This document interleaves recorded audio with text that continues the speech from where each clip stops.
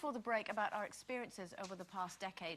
And in this weekend's Sunday Times, they've been looking back at the women who have shaped the noughties. So, which female stars have inspired us, and do we think that women are better off now than back in 2000? Do you think we're better off now, Carol?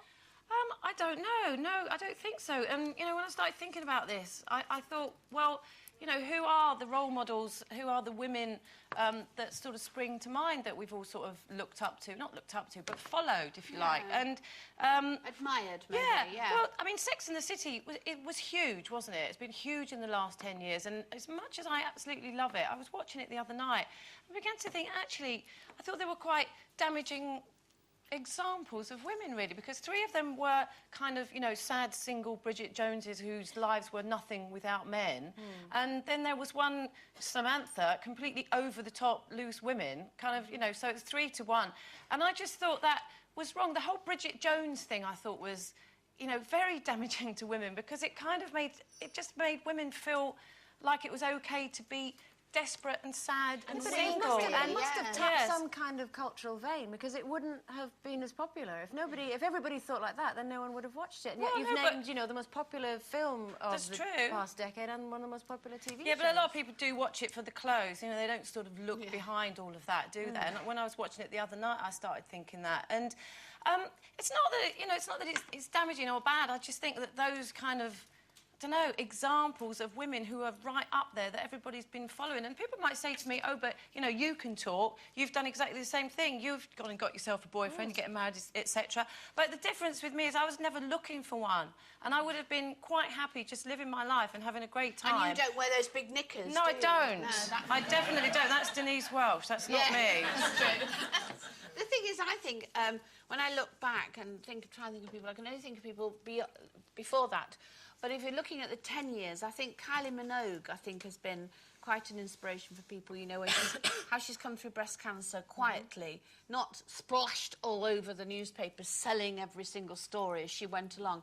And Danny Minogue and people like that, I think we look towards, don't we, nowadays? And it's really nice that they're there for the kids as role models as well, rather than the Jordans of this world. And I think that's important. But, you know, if you look at people now and you look at the...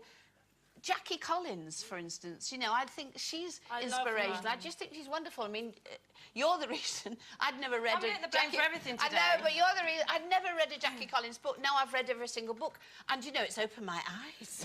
I tell you what, Mag, she is inspirational to somebody like me. I thought I'd never heard of things like that. Very good, very good. It is, it's lovely, I love it. I think, you know, we have had some inspirational women. I mean, Joanna Lumley has been very, very inspirational this last couple of years, hasn't she? Fighting for her cause. And I love Julie Walters. I think she's had some amazing parts in great films and dramas that I've been very moved by. The Queen, she's still going. What a great woman that is. The Queen, I think she is exceptional. Absolutely 100% the greatest role model of our time. Yeah, and I do agree with you on that one. She's just amazing and such grace, and I like to see that. And my personal favourite, I've not really a big friend of hers, but I've always admired Fern Britton. I've just always loved Fern Britton.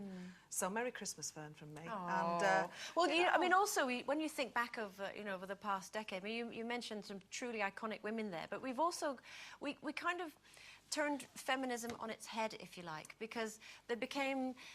Suddenly, the way that women look became one of the most important things. Suddenly, everyone was having Botox, and you were being wrinkle-free and plumped up, and everything else, and everyone was almost getting quite competitive with the way that they look. Do you think that... And how much they had as well. And almost how much it became a competition as to what bits of you you're having sorted. It's much worse now, the way people are judged for the way they look. And, you know, a lot of that's got to do with the magazines and everything else, but also because, you know, everybody seems to be having plastic surgery, and it just becomes unacceptable not to have it. But do you think we're coming out the other side of that? No, I do think it's dying. I think people are going, oh, God, I look awful, I'm going to stop this. I mean, the amount of people that said that I know have had it and said, I'm not doing it anymore.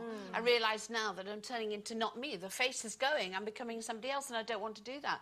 I think that is happening, but please God. I know, I don't think so. I think a lot of people say, well, I'm not going to do it anymore, but they don't, because, you know, people just can't face looking old. And let's face it, this is the only show on TV that has old women on it. Oh, thanks. And it does. That's true, but no end. But it does, and I think that is hugely, it's probably inspirational to a a lot of women out Yeah. there. You know, it's That's okay that's to why, look like yourself. That's why women watch this show, because they can relate to one of us, you know, each of us, different ways Yeah, and different definitely, and that's why definitely. they love But it. the Do you think that, just very, very quickly, do you think there's more of a sisterhood now?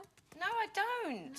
Absolutely not. I think women don't support other women. You've only got to read the newspapers and read all the women that write in newspapers. All they do is have a go at other women all the time. And I find that depressing. And the other thing I find depressing about the last 10 years are the female MPs that we've got. I mean, you know, what a bunch. I'm just so disappointed by them. When you think about them, a lot of them actually got the job because they're women. It's because and you know, that's right. I At think least that's they're wrong. there, Carol. At least we do have So some what? I'd female... rather they weren't. I'd rather have someone there who's good at their job. Well, on the positive side, I have got much support from girls, and I will give my support to everybody on this panel once again, to our wonderful viewers who support us every time, to the audiences who keep coming in.